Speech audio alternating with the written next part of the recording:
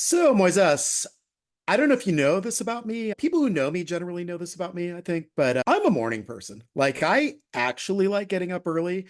I got up extra early this morning. I didn't have to work today. We had Good Friday off at my day job. So, I did, however, have a Austin FC press event to cover and had to get the news of the Open Cup out there as well. And Nico Stepis's thoughts, of course, and Owen Wolf's thoughts on what happened last week, which we will not speak of, as well as this upcoming match against the Galaxy. And my daughter was up by 6:15. She had a friend over. She was bounding about the house. It was a juggle, but got the story out. The point is I like doing things early in the day. I feel that's where I'm at my most productive. And so I am particularly thrilled that we have a 12:45 start time for a game on Saturday. It's weird. Like I'm in New Braunfels right now. I'm going to have to come home early from a little vacation to do that. New Braunfels has excellent breakfast tacos, thankfully, so I'll probably be partaking of one of those. I'm very excited about having a daytime game where I am wrapped up of my Austin FC cover duties by 4 p.m. What about you?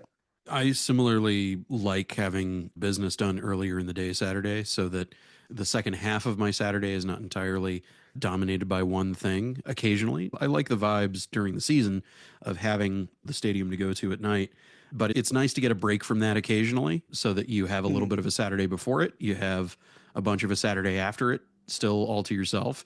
It's just these changes that have happened with the MLS scheduling this season. I'm a fan. I'm a big fan. And I think it's something that'll improve attendance overall. It'll improve number of tacos bought in stadiums, number of drinks bought in Mhm. stadiums, number of families coming out to see games, local bars that will be open for many, many hours after a game rather than for maybe an Oh hour and a yeah. half before last call. So yeah, I think Right. I think all around, I want the league to hear that earlier Saturday games are a good idea. Yeah, we never want a 7:30 start time again. Not as the months progress, not in June, July, or August when it's oh wait, if we had an afternoon start time, it would be 105 degrees. Maybe that's not a good idea. Wouldn't it be great if look, maybe I'm crazy. Hear me out though. Okay. What if MLS matched the overwhelming international calendar of club soccer and weren't even playing in June and July? Wouldn't that be crazy? What? What? Yeah, I know. I But know. Probably not possible. what I mean, what would we do with our summer evenings? What would we do when it's 95 degrees and dark? Not die. Emergency podcast. Verde did a thing, so we gotta talk about it. Emergency podcast. It's an emergency. Emergency podcast. Shut up, hurry up, shut up, hurry up, shut up. Emergency podcast. It's an emergency.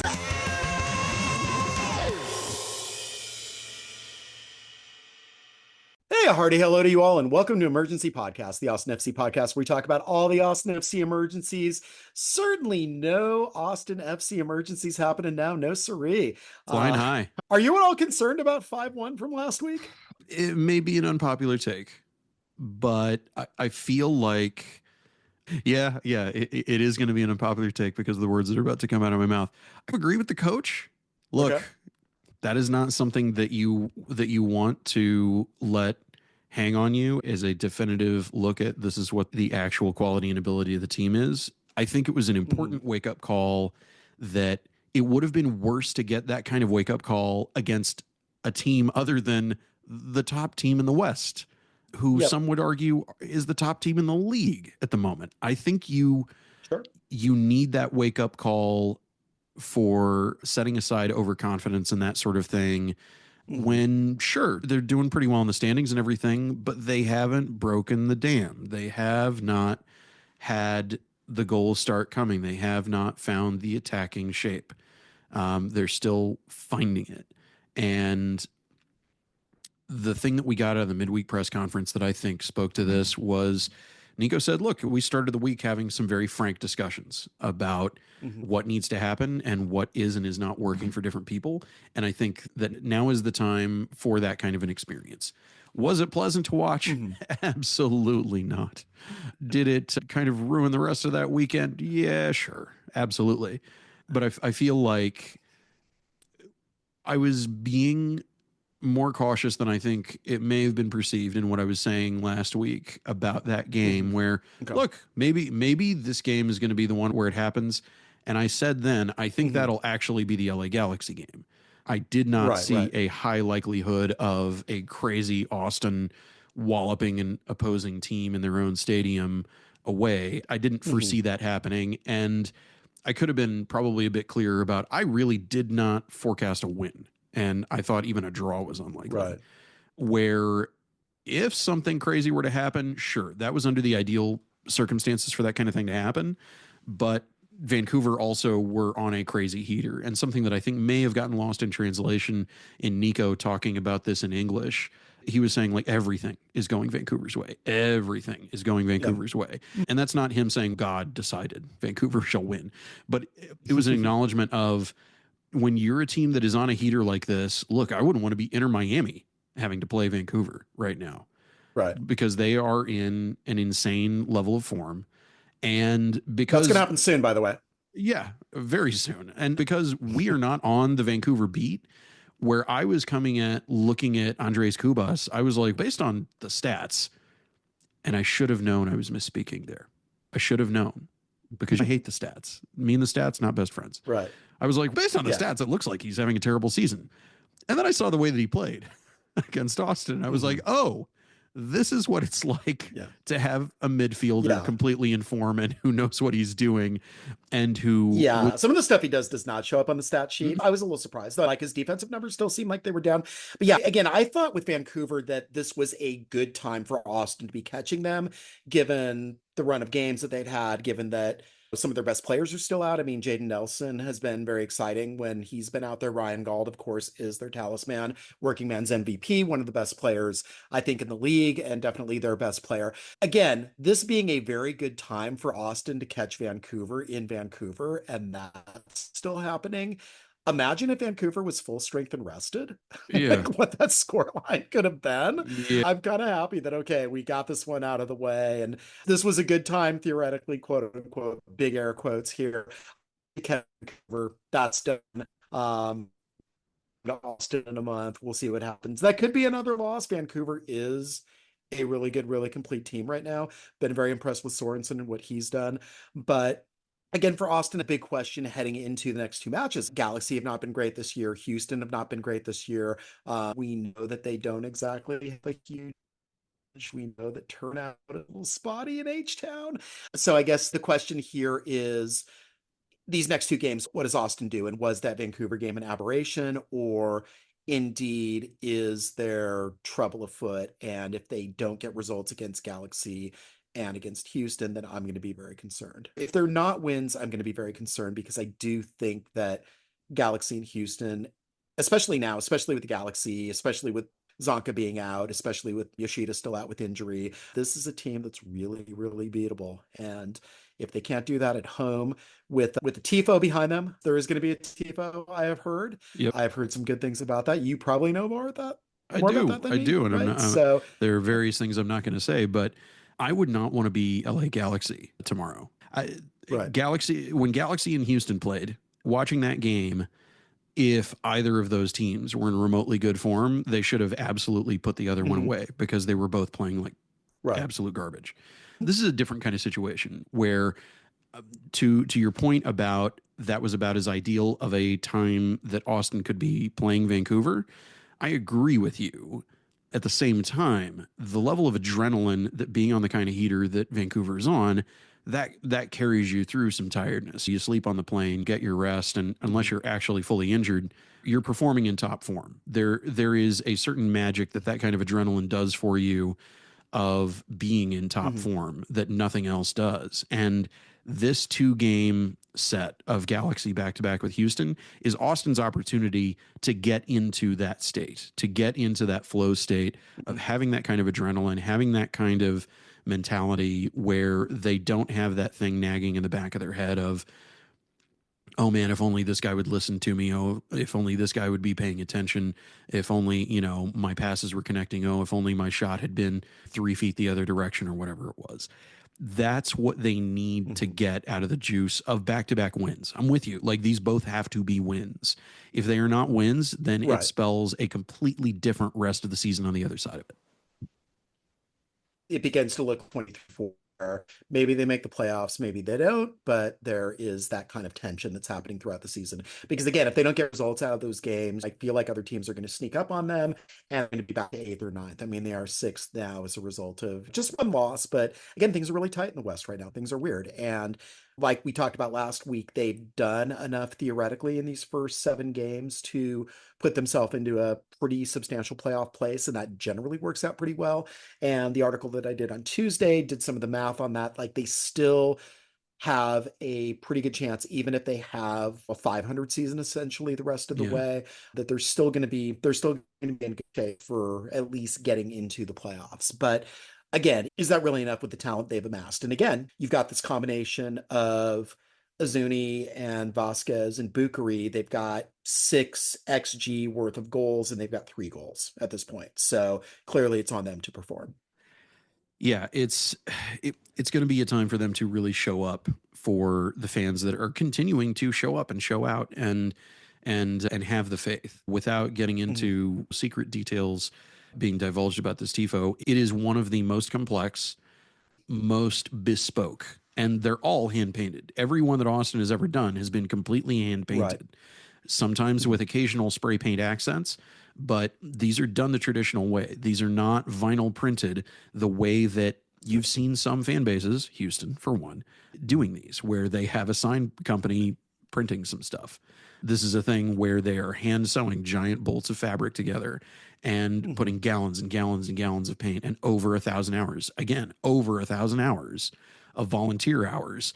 And that's probably an underestimate. It's probably closer to 1,500 or above 1,500, honestly, because at a certain point, people stop signing in. People forget to sign in. Right, right. They're doing runs across town to get paint from this Sherwin-Williams or that Sherwin-Williams. That alone, knowing the nature of it, knowing the effect, thinking back to the year of the Dragon Tifo last season, which I was pretty heavily involved with, it Yep.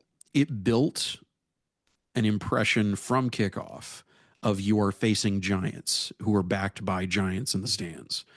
And that's very much the kind of effect that I would forecast this one to have, both for the players and for the opposing players, one of whom used to play here, one of whom saw various tifo raised in his honor as a member of this team, but nothing quite this crazy good. Something I think I can say, 16 artists Okay. in one Wow. tifo. No other MLS fan base has done one that has been a collaborative jam piece of this type with that number of individual bespoke designers. And when people see it, it is going to be another one, I think, touching on the Dragon Tifo of last season, that is going to be, how did they do that? And I was barely involved with this one at all, mostly just looking at it, seeing progress as it was going. And it was something that very much, when it was first proposed, it was, well, if we can pull that off, it could be amazing. And as the progress kept going, it was really amazing watching the fans have it land for them that, yeah, we are actually pulling this off. We are once again setting ourselves a new high water mark to climb. Yeah, it's something that there will be a lot of stuff posted by Los Verdes social media on their blog. I think some notes have been distributed maybe to the match commentators, so you might hear some more detail from them. It is a lot to take in. It is a lot to take in with a lot of detail that will both play very nicely in the stadium for the minutes that it is up, and that in photography and videography, there are going to be layers upon layers of this thing that people are going to be able to appreciate. It's going to be a big deal. And I guess to segue into a bit more serious thing that very much does have to do with tomorrow's match. Yeah. Austin's a young club and is going through its various rites of passage.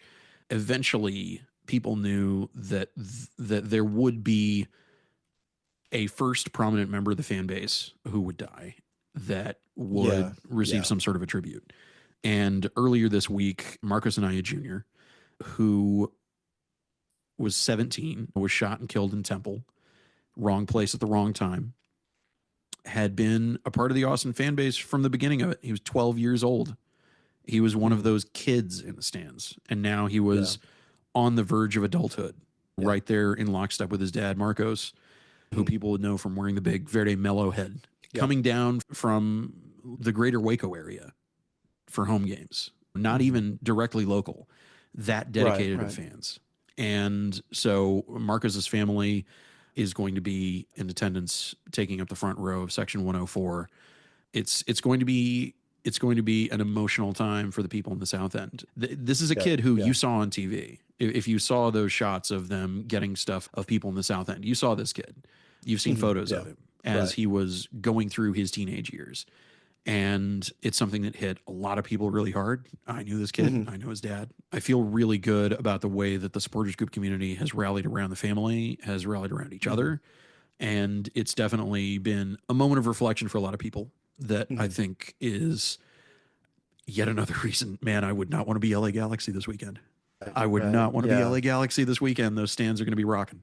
Between you and your alma mater, it's been like a hell of a week for gun violence. Lots of weeks are a hell of a week for gun violence in this country. But yeah, that just, again, my heart goes out to Marcos and his family. And there's a GoFundMe. We'll link to that on Verde all day. Make sure if you have a few extra bucks to throw their way, they're having to bury a kid now and, you know, progress on in life and deal with that. And yeah, I mean, he's 17. I mean, I have a son that's going to Yale in the fall now, and he's like not much older. Gun violence can take one path of promise for the future, just obliterate it. And it's terrible and it's sad. And I commend Los Verdes for, you know, they've stood up with Uvalde Strong and all that. And we'll see some stuff here. And again, yeah, it's hard on this particular occasion, this particular game. It sounds like what you're talking about, it's going to be a lot to take in, and it's going to be really special, and there's going to be a lot of emotion that is going to be bound up in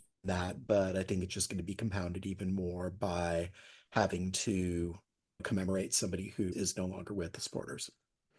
Yeah, the visitation and memorial service and everything will be next weekend. And if you follow Marcos on social media, they've put up a post for folks who want to go. So if you knew MJ, if you know Marcos, and you're just not on Instagram, just so that you know, if you want to head up to the greater Waco area next weekend to say goodbye to a good kid who had a bright future ahead of him, then we'll link to that too. Yeah, if you are on Instagram, or if you're not, get on there. He's sharing a lot of photos from his life. And again, you get a sense of just a really incredible kid who, you know, it's just tragic and horrendous that he's no longer with us. Yeah, I'm getting choked up just talking about it. Yeah. It's bad. It's bad. Yeah, it's a lot. All right. It's a lot. But yeah, I think it's something that I know has been communicated to people within the club, and the club, along with the whole supporters group community. And it should be said that Austin Anthem and La Margarita Austin have both, in coordination with Los Verdes, have been a part of making sure that everybody is marking the occasion with the seriousness and solemnity that it deserves, and making sure that everybody is given a moment of reflection that is truly about unity. Everybody in those stands cares about each other, and having an opportunity to really soak that in. It's something that I think, to an extent, as we record this, I think a lot of people have in mind that it's going to be a lot. It's going to be overwhelming. And I think it's going to go a bit further than people are anticipating. It's something that is an opportunity to unify a fan base in a very unique and different way than all of the other opportunities that have come before. And I hope that everybody gets the most out of it, because that's what MJ would have wanted. He's a kid who wore every SG scarves, Pollo, Murga, Anthem, LV, like he was in it as a member of all of it. A lot of scarves, not all at once. He would trade them out occasionally. Yeah, but, good. That kid as a marker of the, not just the fan base, but the next generation of the supporter section, is what just further underlines the tragedy of all of this. Right. And making the South End and all parts of the stadium, all parts of being a fan of Austin FC, a welcoming place for every kid like MJ. I think that's what everybody is focused on, and everybody is rededicated to more than ever. Right. Okay. Well, let's pivot from that, and let's hope that again, I'm sure pre-match is going to be special. Yeah, do not get to that match late. It's 12:45. So Yeah. again, it's an early start time. Be there for the pre-match hoo-ha, be there for the tifo, be there for the tributes to MJ. And yeah, and then I guess let's pivot. Let's Yeah. talk Let's about talk hope. about getting those 3 Um, points. yeah, for sure. And does it warm the cockles of your heart that Verde are still tied for fifth in clearances and second for tackles in the defensive third? It's a Truly kind of the an reason awkward for the place to season. pivot, but of course, yeah, absolutely. Yeah. So just you probably saw what I put out Tuesday about just how they're Yep. underperforming numbers. They're spreading the wealth. There are still some good defensive numbers, even though they let in 5 goals, which was not optimal, but still some decent defensive numbers, even with what I'm hoping is one aberration for the season. How do we feel about just where things are now that there's been this kind of reawakening, this cold water splash in the face that Vancouver match was? But again, still looking at the body of work over Yeah. the season, they're 4-3-1. They're on pace to get 55, 56 points, which that's great, right? So that is either you're hosting a best of 3 series and then you're going to face number one team after that, probably Vancouver, right? But it's a long season. Things could happen. LAFC could get Antoine Griezmann in the summer, and then LAFC could be the number one team, and then you're facing Antoine Griezmann. But what do we think? Where is the optimism meter for this team at this point? Biru's red card from last season, that's where it is. I'm Okay. gonna point Yeah. right to that, man. The Rich narrative. Rich narrative. it's That's it yeah, that's right. This is the first one since the red card, right? uh-huh. That is one of those signal moments in the rivalry between these clubs. They've got the hardware from last season. They've got something to prove after winning that hardware at the end of last season and having a beginning of their season that is not looking so good. It's a much different team, though. I checked in with Alex Ruiz. I'm going to put his thoughts up. He did a really interesting article on Galactic Tribune earlier in the week, and he's going to take bits of that and he shared that with us about Fagundes and just kind of a stepped up role that essentially Fagundes, we've seen him before in central midfield, kind of quarterbacking Austin, of course, in kind of leaner times. We didn't have Joseph Painsil or Gabriel Peck or their equivalents to pass to, but he has that now. Fagundes is possibly going to play more of an outsized role in what Galaxy's doing going forward, especially if Marco Royce continues to be out. And he has 1 goal off being one of the few MLS players with 75 goals and 75 assists. It would sure suck for that to happen on Saturday, but narratives being what they are and MLS gods being what they are, I would not be surprised if that happened. Hopefully it is only 1 goal and Austin can muster 2, but we Mm, know that Austin mustering 2 goals has been challenging up till now. This dam by now, this challenge dam, this dam with XGs and XGs worth of water coursing against it. Surely it's going to break one of these weeks. Will yeah. this be the week? There's nothing Diego Fagundes was, who we'll call him Captain D after the seafood chain. Captain Sure. D, interim Captain D. There's Uh, nothing that man wants more than to join the 75-75 club inside of Q2. I sure. don't even know the guy personally. You don't have to know him to know that he wants Mhm. that.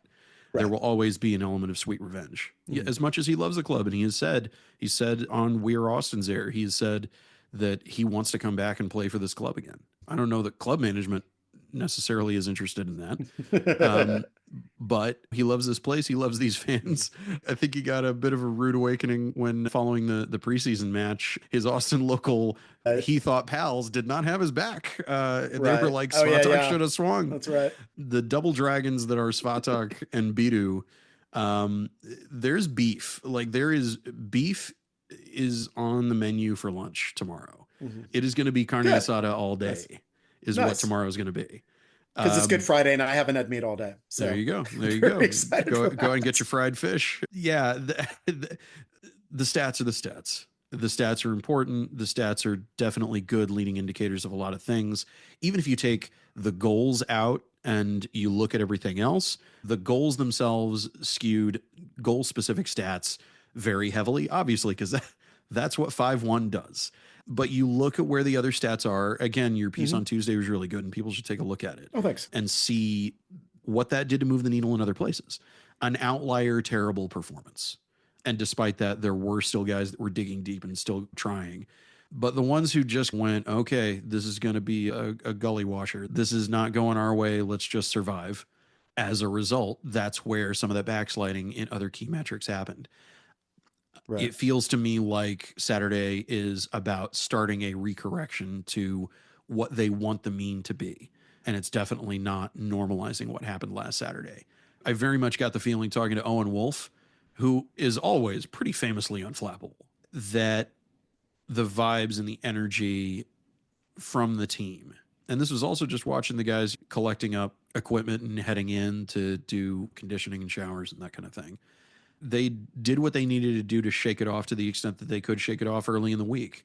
And in the way that it steeled their reserves and refocused them, it felt very much like that was the vibe without them taking it too seriously and having that kind of Yeah. funereal pall to them that I described Gyasi Zardes of all people, the happiest go luckiest guy, having toward the end of last season. There was nothing. There was nothing remotely approaching the kind of, well, that's it, the season's toast. It was, well, that was last weekend, and now it's our turn to make LA Galaxy look that bad.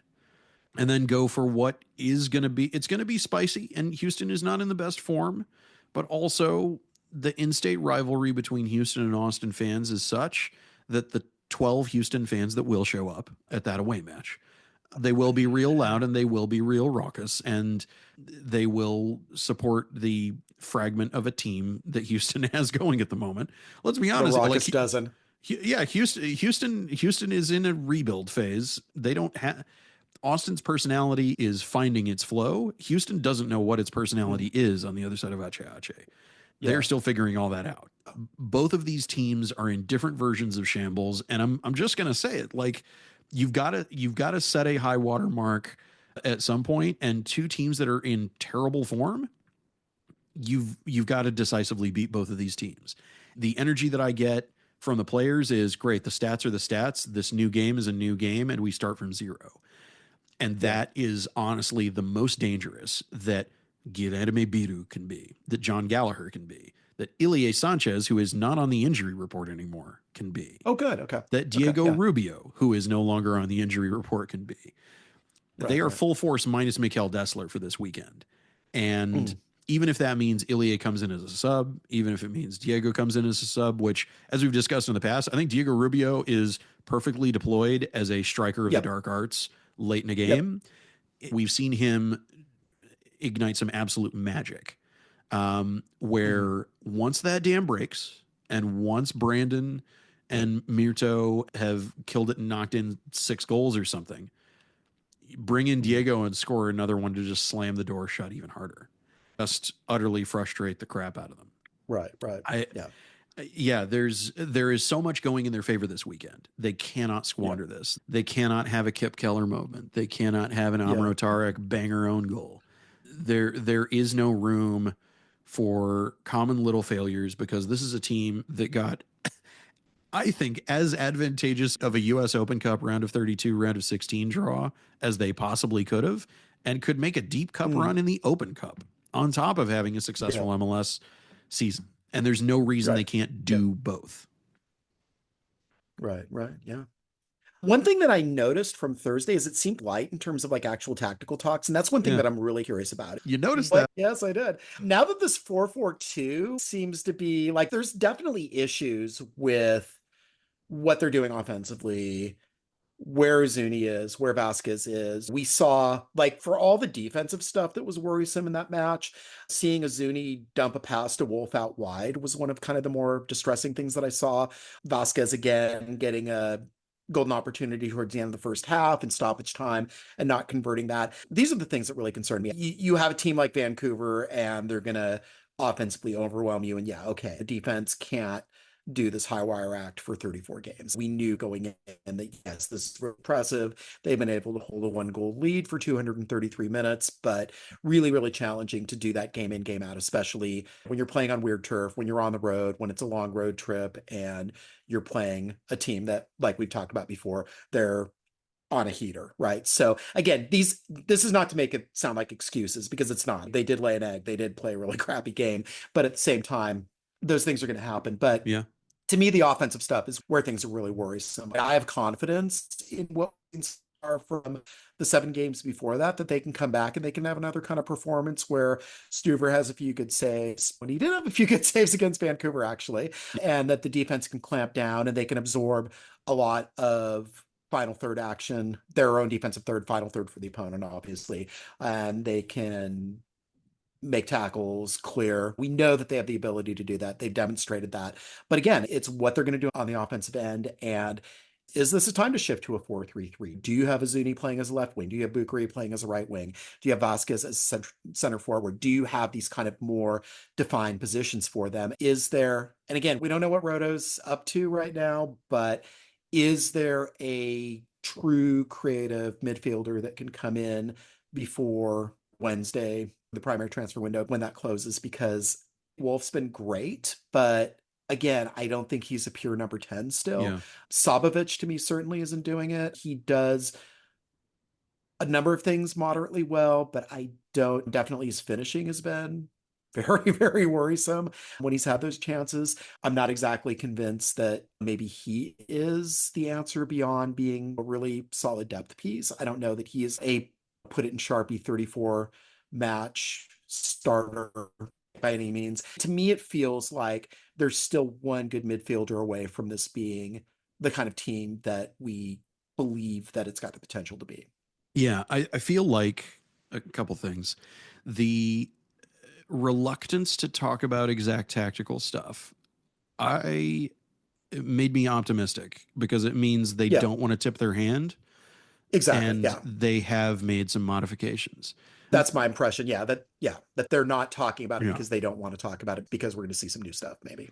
I was saying to a friend watching Champions League stuff this past week that of all things, and people are going to get sick of me talking about Inter Milan, but Inter Milan's 3-5-2 that they play in, the way that they play it, the way that they are not a superstar built team like Inter Miami, but they've got some really stellar players like Lautaro Martinez and everything. But the way that they play 3-5-2 feels like something that Austin could move toward once they figure out whatever is going on with their midfield.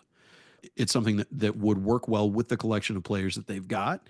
And it feels like that's the direction that they want to go. And they're really just missing that connecting piece. Do they have Uzuni strictly on the left? Do they have him drop back just behind Vasquez, somewhere in between playing striker and the 10 role? Is that what they're looking at doing with him? Not getting caught up with looking at the number on his back. Right. But you know that he wants to play centrally, that he wants to score the goals. He wants to create the chances. He does have that sort of Zlatan bearing to him of he eats goals for breakfast, lunch, and dinner kind of thing. Is that what the long-term plan is? Is that what they need to figure out, is how he, like a shortstop in baseball, kind of drifts between one place and another? That's the thing. We could speculate all day. We wouldn't know for sure. I have a feeling that we will see some version of that evolution on Saturday because they don't have another choice. They got to figure this out. And what they've been doing has not been working. And whether that is shifting to a 4-3-3 out of a 4-4-2, looked like they were already playing a 4-3-3 against Vancouver at times. It looked like that was what they were already doing. But kind of in confused fashion. It didn't seem to me like it was very cohesive at all. It was like they were going for that, but they hadn't quite gelled into it yet. So maybe that was what this week was about, was gelling into that. And then also, speaking of Champions League, since we have to talk about this, is Real Madrid still in Champions League? I wasn't aware that Real Madrid was still a football club. I thought they went defunct. That Arsenal battering. Apologies to the Madristas that listen, but not that much of an apology. Yeah, some incredible stuff happening in European football. The kinds of things that you would love to see in our own Continental Cup competition in CONCACAF. Right, yep. Incredible scenes. It's an amazing time for the best of Europe to be at that stage of that competition while the MLS season is just getting off to the races and different teams are finding their cohesion and different teams are finding their way to being the best of the league, where the West is quite a mess. And the East is really where most of the competition is between the two divisions. I didn't expect to find myself saying that, yeah, PSG is looking pretty good. Barca's looking good. That's not really a surprise. No. They're apparently wearing a Travis Scott jersey in their next game or something like that. I don't know. Good for them. A Spotify Good. sponsorship. Good for you. Liverpool fans are very salty about Arsenal still being in UCL and doing as well as they're doing in UCL because Liverpool fans feel like in the old system we would still be in. Yeah, okay. Well, the old system is the old system. Into that league trophy, guys. All right. Yeah. Fill the league trophy, guys. Yeah. It's interesting and spicy seeing people who have European club affiliations and people who also follow MLS following both things simultaneously. Some of them have completely dropped off because their teams are out of UCL. And then others like us who support Arsenal and like me who support Inter Milan. Phil, the crisis I've got is what if it's an Arsenal Inter final?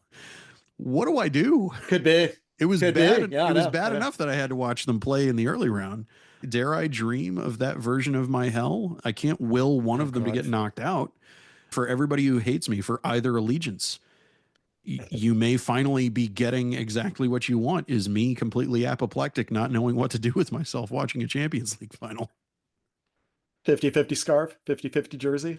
I just need to get on a plane to Munich covered in Austin FC gear, which I can't wear to Austin matches because I'm a professional. I'm an impartial professional, sir.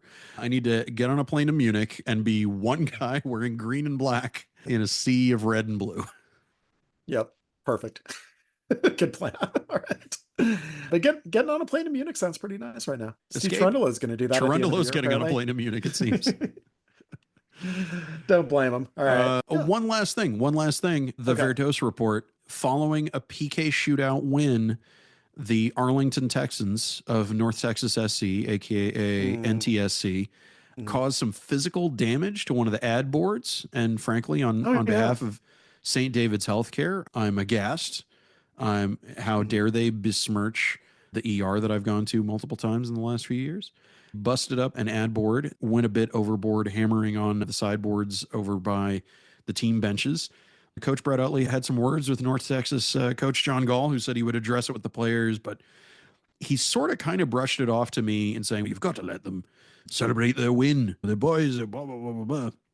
I heard one of the players after the match say, that's why this is a derby match, bro. Apparently someone had already said something to them about throwing the corner flag and beating up an ad board.